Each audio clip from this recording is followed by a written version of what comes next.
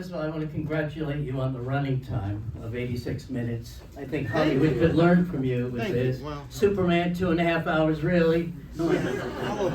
But this started out as a much longer movie, didn't It did. It was. I had like a 2-hour movie here, and then. it? But that's short now by today's standards. Then I was cutting it for, But 4 years or something. But you had a longer shoot than you anticipated. That's usually how it goes, though. But not 5 I years. didn't even, I had a 2-hour movie originally, and a whole bunch of other stuff that left. This thing, but it was a situation. I didn't film an ending. Just wasn't sure what the ending would be, which I'm so nicely glad- ensured. It nicely ensured a reshoot. if anyone, yeah, it's a good little trick there. It's good that you didn't have an ending. You got Scott Rooney. You told me was on this project. He's not in the credits though. Not But in he the still final has- version. he has- Early on, he was a part of it. But he not has a anymore. piece of it still. No. Oh, I thought you told No, me no. he did. But anyway, if you didn't have a, he would have wanted a happy ending and released it through Fox Searchlight, and you had this fantastic. I was very lucky no that in the end, compromises the ending. producers of this movie, everyone else wanted it sweeter, and then I was lucky to have, no one wanted the movie, period. It was really like a 2-3 year process of just people being like, yeah, we'll get back to you, and then just never hearing from them again. Oh, you said you were going to read the script, or they did read it and they ghost you. A lot of, people just weren't interested in this film or this project. But then the Safdies got on board, and they were like, no, it's not fucked up enough. You know what I mean? It all changed. The Safdies speak your language, and this is your world you're Sure. talking about here. Yeah. I mean, in Japan, they would call this otaku people. People obsessed with comics and video games and stuff. Is that like an that. expression? I've never heard Otaku, otaku. yeah. Otaku. You Yeah, are yeah. otaku, so you should know that. No, you're not, because you're doing this professionally now. But how did this evolve? And you started it when you were much younger than you are now. Sure, I was like something that, when I was 13, I'd been in the Squid and the Whale, and that project was like, I was, it suddenly realized like, oh, to make an independent, self-reflexive movie on 16 millimeter was the goal Super 16. since I was 14 or something. So then I finished this by I'm 30, and I'm sure I could pinpoint and go, okay, yeah, it was I guess like, I had a little comic that I had done that was sort of a little bit, a predecessor to this, but I really started writing this movie when I was like maybe the end of college, you know what I mean? So I was 21, and by the time it was done, I was 30. So it was really like a 10-year process. So But you 6 years of actually the thing existing, and okay, we're gonna go into production, and a year of rewriting, and then a million drafts of this thing. Well, we know that it takes a long time to get a picture green lighted, and that's one thing. Then you start production, but then it took you 5 years to finish shooting, didn't it, or 4 years?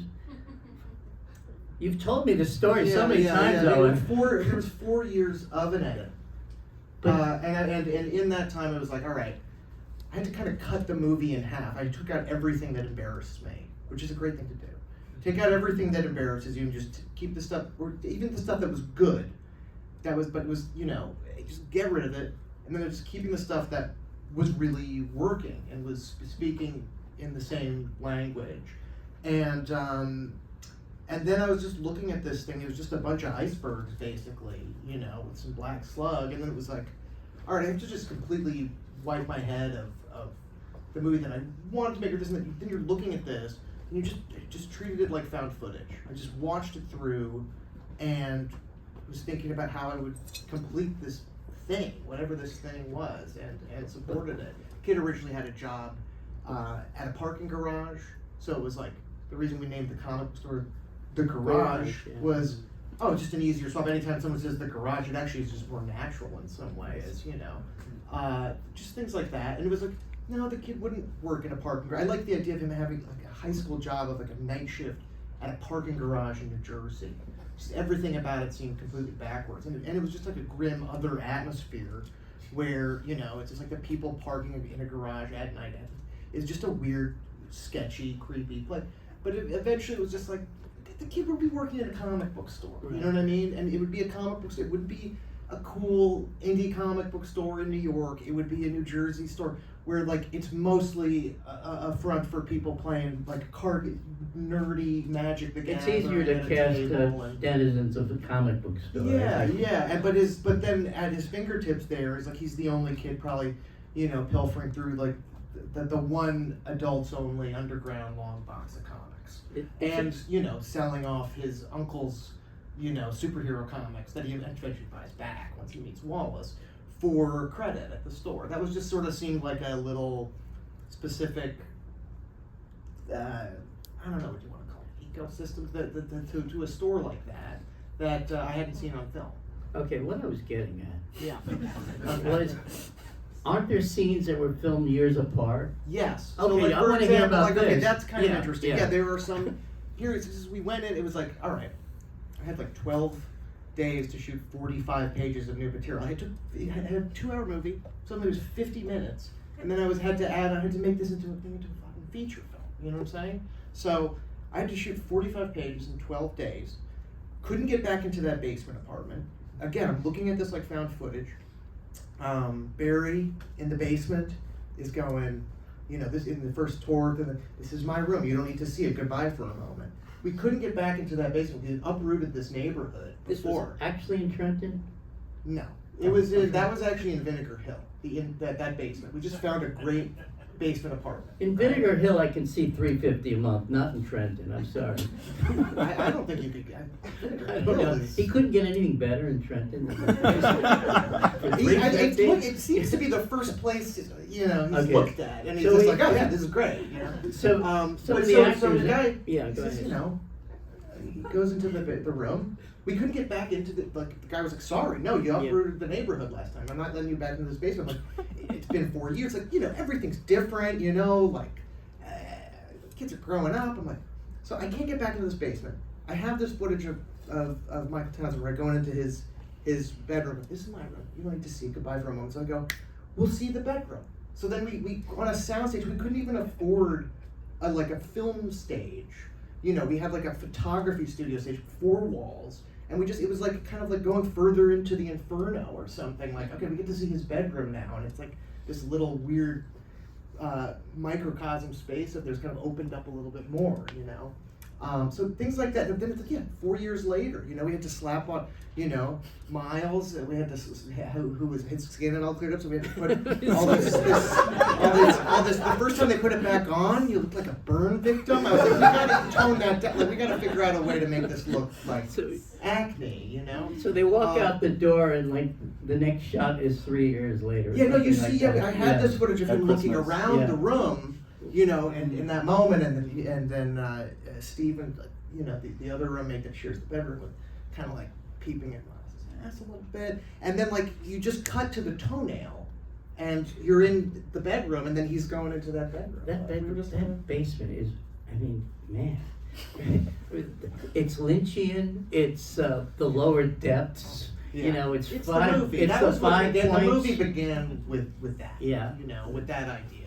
Yeah. Of just like, no, a kid who moves into a boiler room and likes it, and then you start thinking about the background of that kind A of lot thing. of questions to be answered on Yeah, that. yeah. But should we bring the cast? Wait, I do. I just want to say how accomplished this is for a debut feature. Thank you. And it premiered at Cannes. In Did a it? fortnight, yeah. Fortnight. Out of competition. Okay, well, still it's Cannes. And you got a standing ovation? That's They on always Wikipedia. stand. They always stand. They don't boo anymore. 3 minutes. When was the last time they booed 3 it? minutes it said. You know, Open City only got 2 minutes. Were You you know? timing it? I don't know. All right, but it also got Put me on great the spot reviews. It got here. New York Times. No, and, it okay, did not yet. so I just want to say, I don't, not just because you're here, but it's a It's very embarrassing. accomplished Thank film you. for a debut. Thank you. Especially at the age you started it, not just at the age you finished it. But, you know, the dialogue is so fantastic.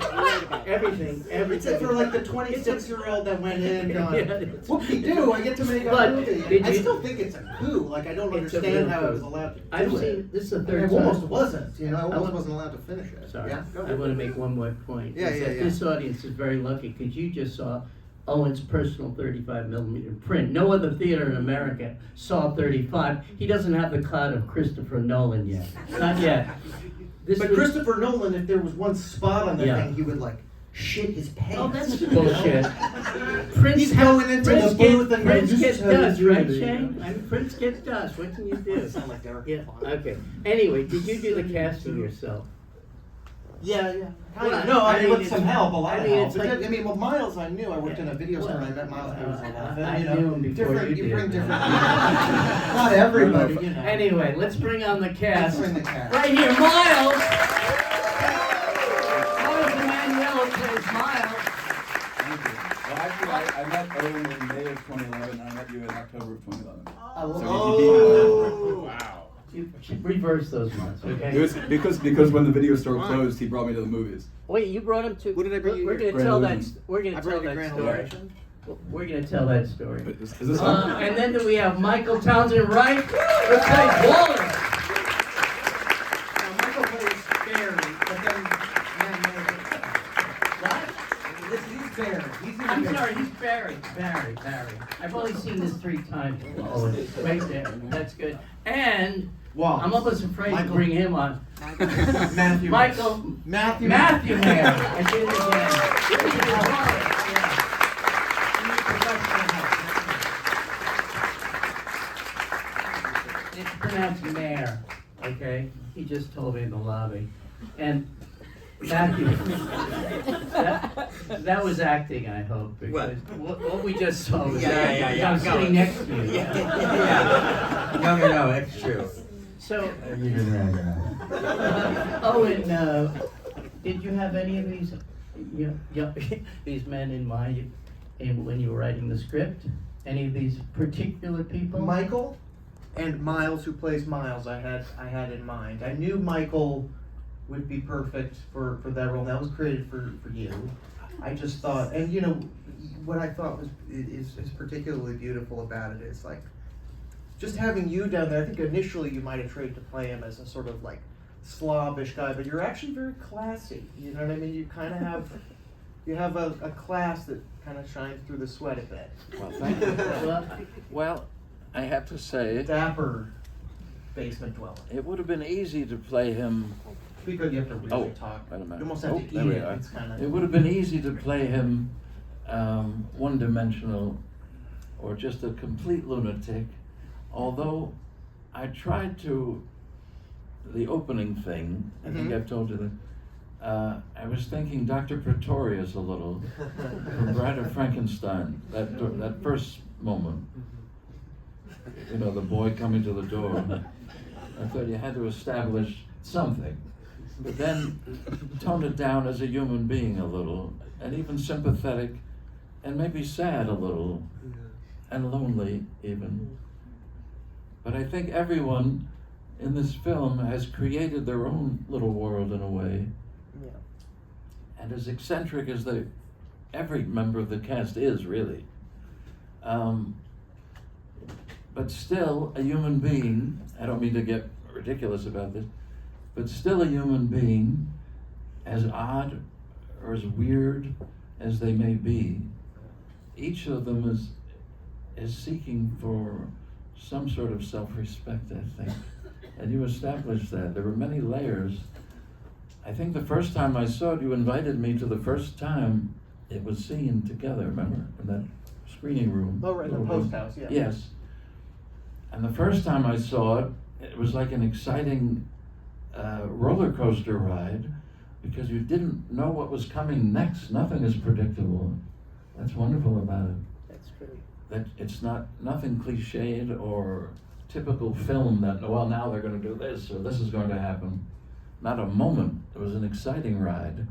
But then in subsequent viewings, many layers, which is quite wonderful, Owen. Many layers, and it stays with you. And you think of, wow, that's right. So it's quite remarkable. So kudos to my Michael, dear friend. did Owen? We 3 minutes. had 3 We had 3 minutes Wallace's of fun. backstory. Did Owen give you a backstory for Barry because he's so mysterious. What's his relationship with Steven? Who's living Well, upstairs? I have to You say know? this. Yeah. Even Catano, in the beginning, was he going to molest the boy? Well, that's it. We don't know that. No. We Nothing don't- of the sort. we don't know. No, I thought I the don't same think so. thing. I think you leave that open, don't you think? Or Matthew, I think. That was the point. Yeah. were Stephen and Yeah. I a threat to that kid? Maybe he was just giving I you a don't great think we lesson. were. Yeah. I look at them as overgrown adolescents Yeah. in a pathetic sort of sad There's way. a Jerry Lewis innocent Yes, kind of character. that's the way I look at it. Sure. So I don't think anything may have been the obvious in this whole film, really. It's up to the viewer, but I don't think so. I don't think any of those things were true. But to answer your question from 5 minutes ago, these two guys had them in my mind. Matt came in and read, and I knew immediately. Scott Rudin, actually. Good job. Is it on? Yeah. We're good, we're good. Yeah, Scott Rudin actually pushed Owen to meet with me. Who did? Scott Rudin. Oh, Scott. Oh, Yeah. him, yeah. Yeah. I mean, he really went to bat for me. He was a producer initially, and I had worked with him before on a play, and so yeah. I mean, I have to give credit where credit is due. I feel like I was like a big suggestion of his. And there are many, many more famous people who wanted to play the part. Like a lot of people who I bumped into around town had read the script and were like really, really wanted to do it. I mean, it was an amazing script, and everyone was like super excited about it. But so This is like Rashomon. He said nobody was. that's bullshit. Well, I mean, It was gonna be Cruz, but I didn't want to Cruz. yeah. Cruz, Exactly. as in Tom, playing Fucking what? exactly. Tom Cruise. No, but it was like it was like a lot of actors had like read it, you know, Yeah. and so it was like really special. So Okay, we want to know how you created this amazing character, Wallace. Was it on the page? it was on the page. It was on. But you had to have It was on the page. added a lot of your own stuff, and I'm a perfectly emotionally well balanced. It really is. There's nothing about Wallace that I. you're sitting next to Yeah, Dr. Pretorius. Well, you know, Owen and I met for a few weeks before shooting started, and we talked a lot about the character and what had inspired him and the relationships that we had with people like Wallace in our lives. You know, like powerful, you know, demons who kind of change your life, and I had a few of those, and so we talked a lot, you know, and it was really helpful, like, you know, like almost every day sometimes for like a few weeks, so that was really helpful, but a lot of it was like, I'm not just saying, just the way it was written, the cadence of the language is very, you could really take it, the entire performance off the page. Yeah, except your body language is so special. I mean, the way you use your eyes, the way you walk. I mean, it's almost the Frankenstein monster at points. You know? Yeah. We had Pretorius here and Frankenstein. Well, the costume, and also the costume helped, and there was a lot of great, like all the costume designer was amazing, and the producers were great, and everybody had like you know, Ronnie Bronstein I thought was really helpful and sort of like talking about it, and I never really felt myself making any like, this is what I'm gonna do with this character, you know what I mean? Like, this is my take, you know. I was like, I felt like this is I think the guy that we're talking about, you know. Have you been typecast in this kind of role, or is this something new for you? That's why Scott Rudin thought of you. Yeah, Got a no. great psycho for you. Yeah. A little, some crazy people, Yeah. not to judge. But yeah, no, this was sort of new. I mean, I guess the scope was new. I definitely spent a lot of my career sort of in playing like side characters who are just like, you know, quirky or different or funny or these things, you know. It's a great lane. I'm not complaining. It's really, you get to play someone with some great characters. Much more interesting than what Tom Cruise gets, I think. I don't know. You know, tomato.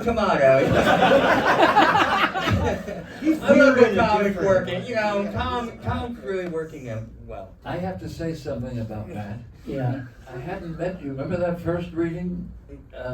We were all together That's right. with Scott Rudin. Yeah. I was sitting next to Scott, and I hadn't met you before, Matt. You were sitting over, and as soon as you began to read, I thought, this actor is amazing and wonderful and mesmerizing. Yes. And I mentioned that to mesmerizing the Scott word. sitting next to me.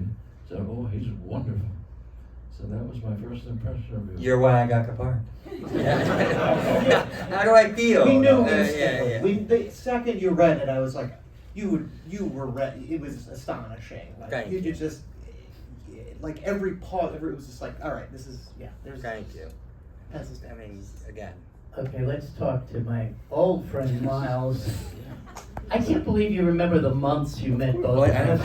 have my film log, so I know. He's on top. May of it. 19th. He definitely. He has the weirdest 2011. film list I've ever seen. It's color-coded.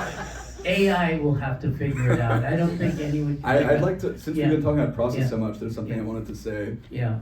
which is that I met Owen in 2011. I first read a draft of this in 2014, and we started shooting in 2017. And then there was this whole in between, and the final shoot was 2021, which really was the thing that opened my mind about being able to make something even of this stature in any kind of way. And I made my own feature, which I shot right after Connex. I shot it 3 summers ago, which I spent about a year writing. I had a screenplay, and then the month before the movie was going to shoot, the lead dropped out, and I threw the whole screenplay out, and I wrote it in a week, what we shot, and then we went and shot it. And I'm I spent 3 years in post after that, but I don't think I would have felt liberated to even continue doing it without the structure if not for this. it's experience. scary I mean, to we question spent your 7 own years instincts, writing, honestly. you know. It really is scary to question your own instincts. Mhm. But there was something initially that, what's the impetus of this thing, and if I toss this, then it's scary to go back in and to keep figuring it out. Yeah. You know, but you were in a situation where you had to. I was in a situation where, you know, Yeah, it's like, completely. these pieces aren't working. Miles, how old were you when you started this, and how old? I was 15 when I read the first draft. I was 18 when we started shooting. I was 22 when we finished Oh my shooting, God. and I'm 26 now. So you can see physics. I mean, if you I'm not telling if you. you really analyze it. By So the way, we right have now, one other- I'm the age that he was when he So- started shooting. Miles Yeah, started that's right. coming to our Film Forum Junior programs. I And started senior. in 2010, right? Like I started him before junior. Oh, you were The first movie I saw here was Rublev Weekend. when you were 8. Weekend yeah. was the first Yeah. thing I saw here. I go to He had the weirdest taste for an 8-year-old. Unbelievable. But we have one other person in the audience who's in the movie who also Can started stand seeing up, movies Shane. here. Shane Fleming, come on up. Come on up for a second. He plays one of the. I have 2 lines. Give us the first line. I love it. Got any Betty and Veronica's? Some Jughead. And I don't mention Jughead, but No, the other. the other guy. Robert does. he mentions Jughead. Oh, never mind. Okay, Some go back. bad joke. I gotta mention who's absent, by the way, Daniel Soldani. You can mention Daniel. Daniel, who's the lead in the movie. That was another one. It was like, he came in, and read, and we just knew. Like, it was instant, and it was so clear. It was like, this is the kid. It's like you know? 1 in a million. Yeah, and it was so, he really set like a baseboard for the reality base Yeah. in some way. Like, he's really natural. He's off the beat, in a great way. Yeah, and there was just something fragile about him, and something about like the way, even when he says something dickish, it's like he doesn't want to say it. It's just coming out of him like this bile that's getting thrown up or something. It just felt like, like he's resisting, or yeah, just a gentle. Everyone's a really gentle, tender, fragile character. Well, I in this wanted to movie, ask as Miles. rough as everybody Yeah, is. Miles. Did you want to be an actor? when you were 15? No, not at all. And I didn't want to direct a movie even once I was doing it. This was all his idea. I mean, Miles is, I have to say, he's a very sweet person, and you play that part in the movie. But Robert is so mean to you, and you take it. Well, Owen was the same. Owen was mean to you. But why I is have Robert actually so a mean great to you? video. I wish I could Yeah. show you right now. In the midpoint of our 4 years between the shoots, where Owen has the copy of the latest draft that we were writing, he's like whacking me over the head with it, saying, "Why did you make me finish this movie? Why do I have to keep writing it?" Anyway, it's part of the dynamic, of course, with the close friend. Well, Owen, you were very concerned that they were becoming young men by then, and they just matched it, because they were becoming more mature as young adults. Right after that, it was like they just captured it. I think And so. it was right like, all now, right, they finally, just caught it. we're approved, we're gonna do this and that. Bang, COVID happens, and we're like, okay, more waiting. We have to wait another fucking 2 years or whatever. Your life that you want to hit their yardstick, these creative, wild people. And, you know, if you're young enough and impressionable enough, someone can really, it's almost like brainwashing in its own way of just like, you could just be, you want to hit their yardstick, but they're fucked up people. They're warped people, you know, they're people with shadows, you know. And these are complicated relationships, bitter and complicated. And the dynamics are really fucked up, and you know it's almost the first tastes you have of adulthood as a kid in some way are with, adults you shouldn't be interacting with, whatever it is. You know what I mean? With adults that you realize that people are just people in some way, and that it's like an unmasking of some kind. Those cases. So in that way, it's personal, and you know, I wanted to be a cartoonist, and you know, I've had different people like that, but in no other way. Little details and things, and really just little worlds that I've inhabited is how that's similar. But you know, and certainly, you know, people across all sorts of spectrums, you know, literally, yeah. You know, the shared interest, you know, you don't get, if you have a really specific odd interest, you don't get to pick who you're gonna, you know, who shares these interests, whether it's old records or comics or, you know, like, and I've just had a lot of friends, like my best friend in high school was like, got me into old cartoons and played, you know, dusted off old ragtime sheet music, and it was just like, he had his own world of like traditional jazz people, like, those are their own, that's its own weird orbit, you know, like, and so I feel like in that way, the movie it's specific in that way that it's universal. Yeah. But you're part of a lot of these orbits. You're a comic collector, cartoon collector. Shane is a record collector and film collector. And The whole movie world, and you know. That's why